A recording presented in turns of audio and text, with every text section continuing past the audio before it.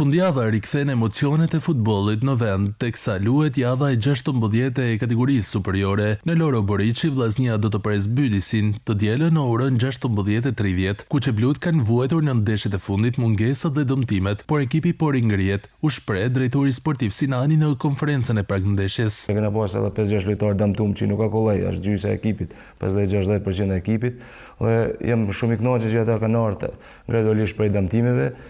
Dhe duhet dini që kur vinë lojtarë për dëmtime, është shumë e vështirë që të kthehen në fill ditën e parë me 100%, duhen ata 2-3 javëshin vetë kohës për me kënd plot. Elmando Gjini do të jetë mungesa e rallës në këtë sfidë, por Sinani shfaqet optimist se skuadra do të dijë të reagojë, ndërsa Bylisi nuk e konsideron një kundërshtar të lehtë. Ka vlerësim maksimal në gjithë bashkinë e dëshmitarë që nuk ka asnjë skuadër të lehtë, asnjë, e them me plot gojen.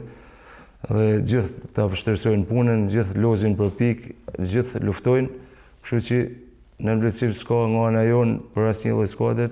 Ndeshjet e tjera të javës së 16 janë Vora Elbasani, Partizani Flamurtari, Teuta Tirana dhe Dinamo Egnatia.